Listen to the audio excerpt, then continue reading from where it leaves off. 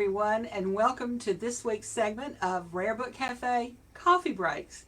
If you remember, this is our new format where we'll be doing shorter, but perhaps more frequent interviews with people in the antiquarian book world and related topics.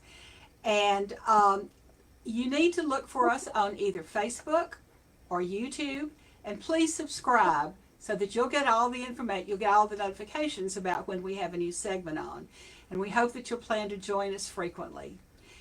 Today, we have as our guest Sarah Smith, manager of the Florida Antiquarian Book Fair, which this year celebrated its 40th book fair at the Coliseum in St. Petersburg, Florida. And so we thought this would be a good opportunity to have a little recap on how things went for this fair.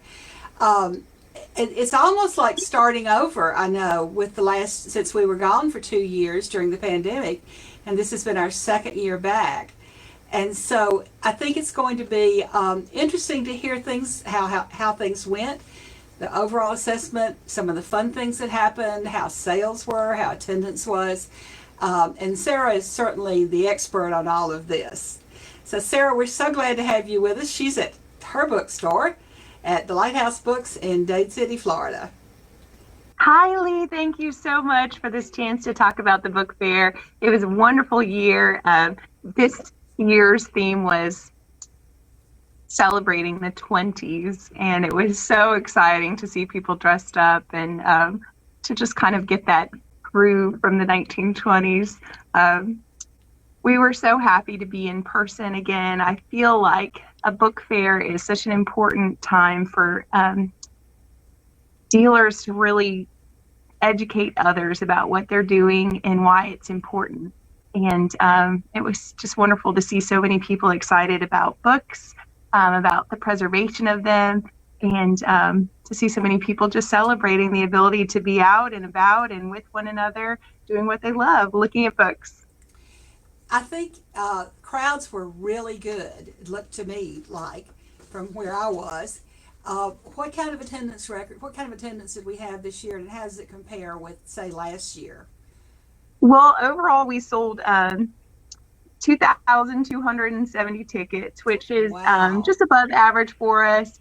It was really nice. Our ticket proceeds benefit the St. Petersburg Public Library. It's so exciting for me to be able to write that check out for them. They use it for their youth programming over the summer, and it's just a really wonderful feeling to be able to celebrate not only so many people who love books, but also to be able to use that in our community to perpetuate this idea, this love for books in our youth as well. I think a lot of people probably are not aware that that's where the proceeds go. They probably think, well, I have to buy a ticket and that just goes to the book fair. But it's really great that, like with golf tournaments and things, that there is a community element in there that people are benefiting. I know the Tennessee Book Fair this year is going to be at the State Library, and that Awesome. some of that is going to benefit the friends of that library. So that will be good.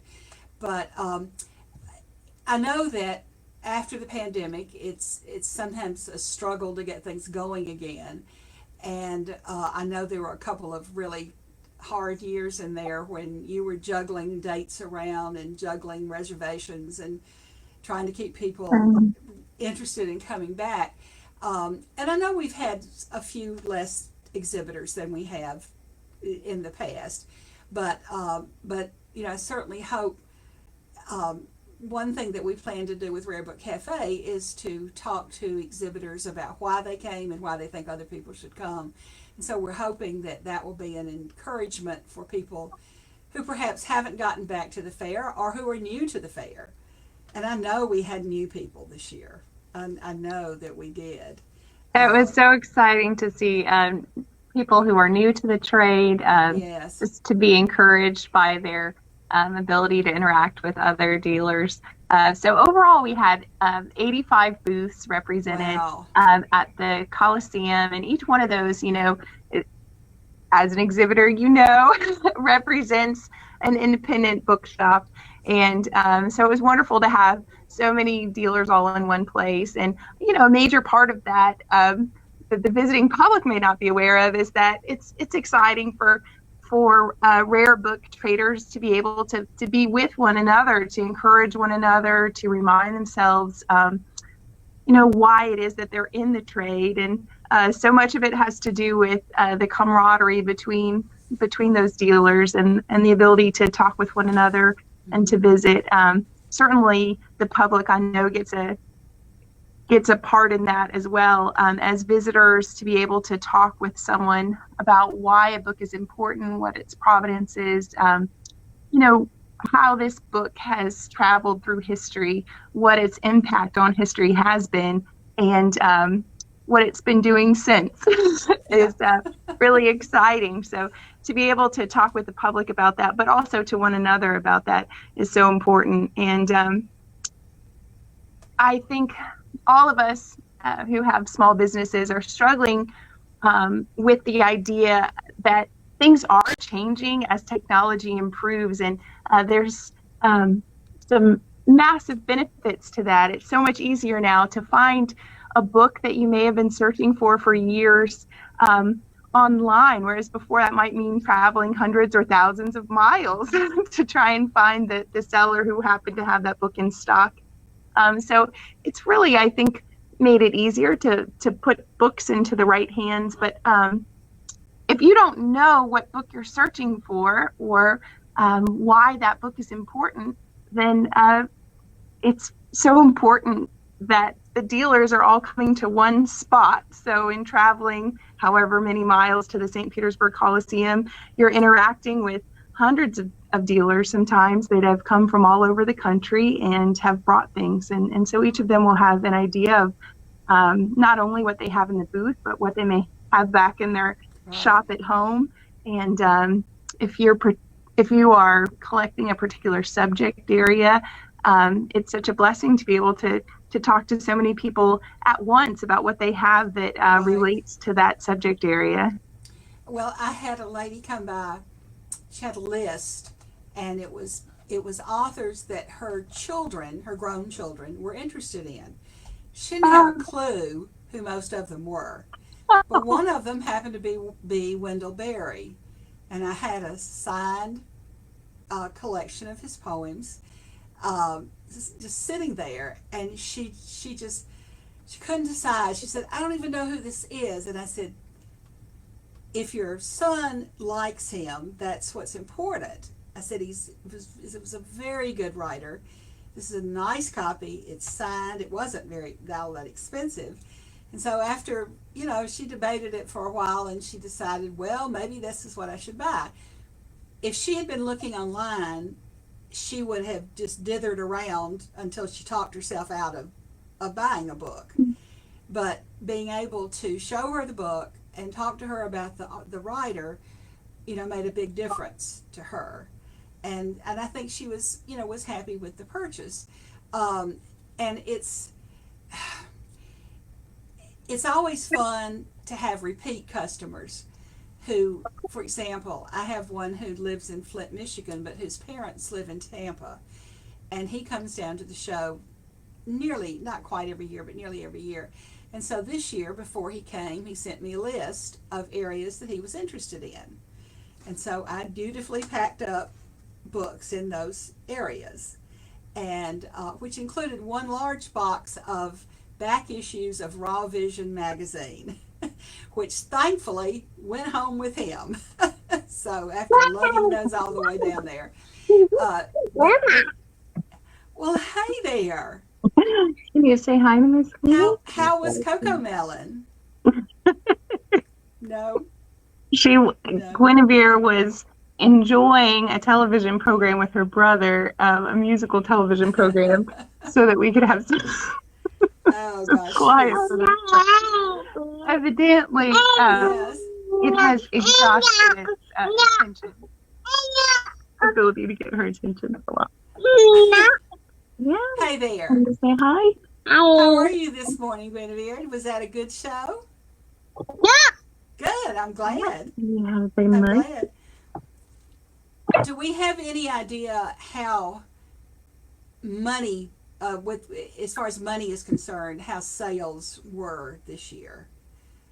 Well, so I have anecdotally heard Right, from I know a that. number of Yeah. dealers who said that it was a very successful fair for them. I do think that books are something that are timeless, and people who are passionate about them tend to be so regardless of what is happening around the rest of the country, or maybe more so because of what's happening around the rest of the country.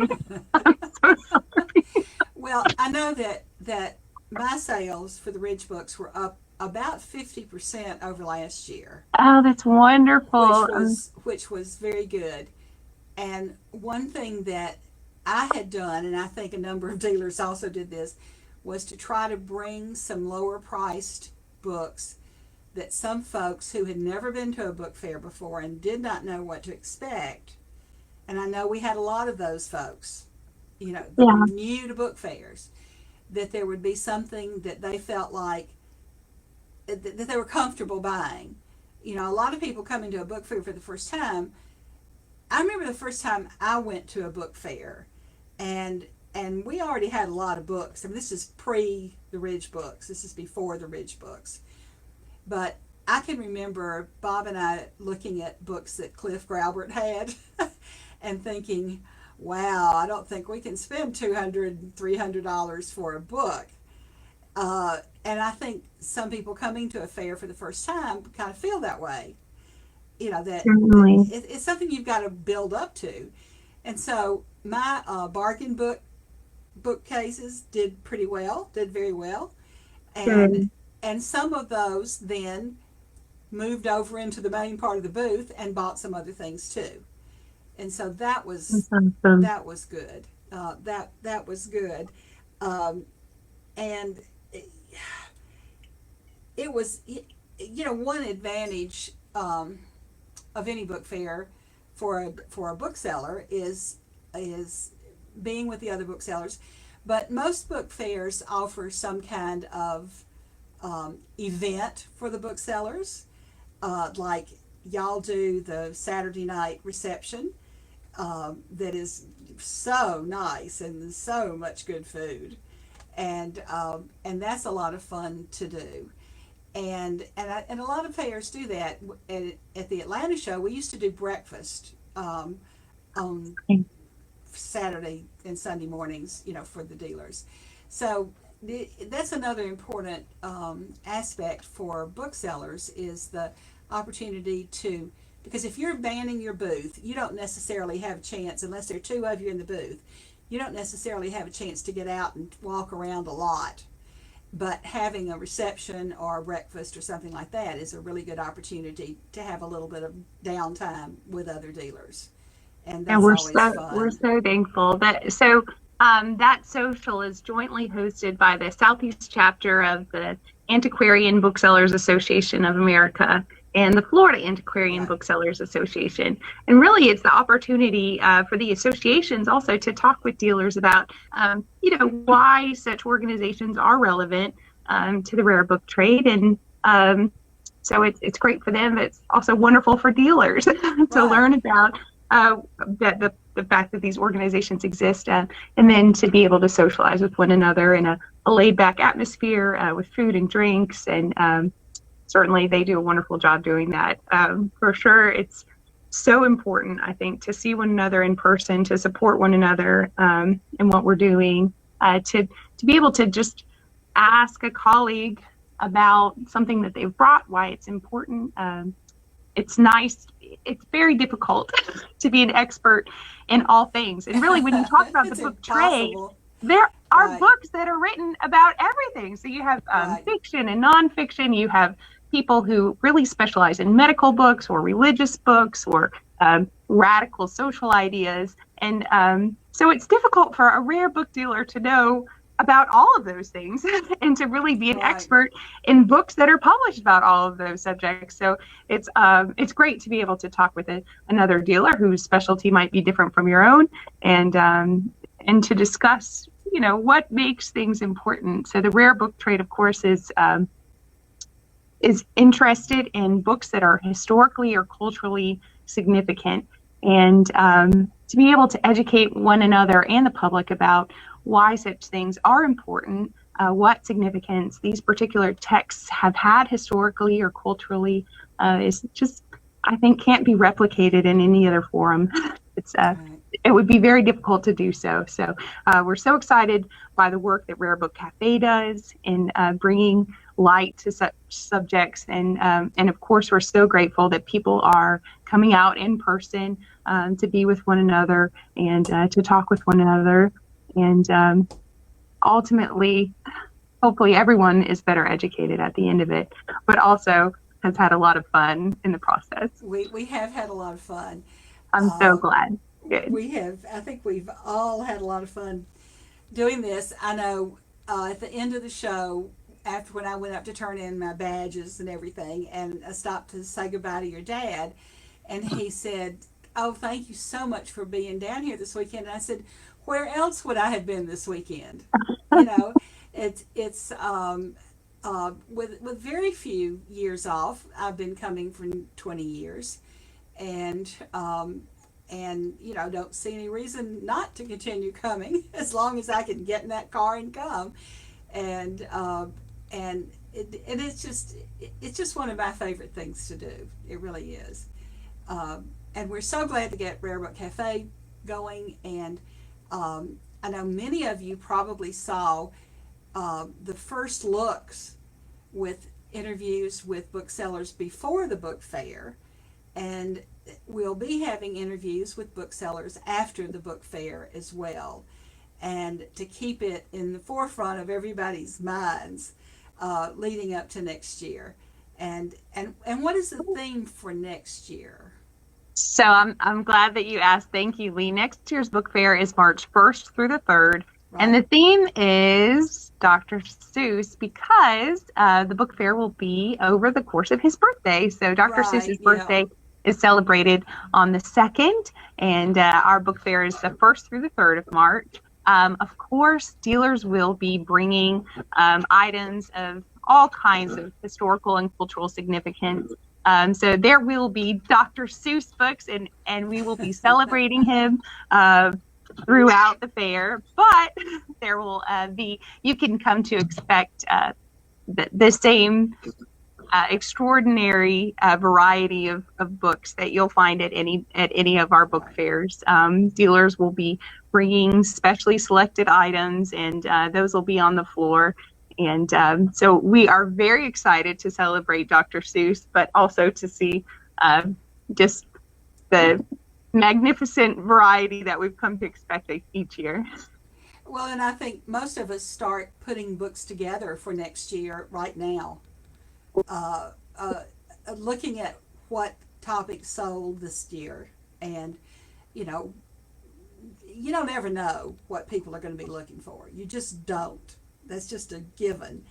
But you hope you make some educated guesses, and so looking at what you sold this year, then you can start putting together, you know, inventory for next year, and then of course it'll probably sell. So you just, you know, you never know. But I suspect we'll also have a lot of Cat in the Hat hats on display next year too. I certainly hope so. It's so fun to celebrate his impact, really, not just on children's literature, but on the field in general. So we're excited to celebrate that and to just have fun with one another. And we're looking forward so much to seeing everyone. I suspect then at our Saturday night reception, Katie will be doing green eggs and ham this year. We'll have to put in a note to it. I think that's a perfect idea. We will. Thank you so much for being with us this morning, Sarah. And I appreciate your time very much, Lee. Thank you. Look forward to next year, and you know, any other time during the year that you would like to come on, you and Guinevere are certainly welcome. I appreciate your patience with us with all of the background ruckus. We're excited as ever to talk about the book fair, and we are so grateful for the number of dealers and patrons who come out to support it each year. And it's wonderful to have a community that's passionate about books, as the Tampa Bay community area is. and two, to see so many people who have traveled from all over to enjoy this time with one another, learning and purchasing and really doing their part to preserve these important items. So we're grateful. Thank you for your interview today, and we'll look forward to seeing you soon. And let me remind everyone to please subscribe, whether you're watching this on Facebook or on YouTube, so that you will continue to get notifications of our new segments. And thank you so much for being with us today.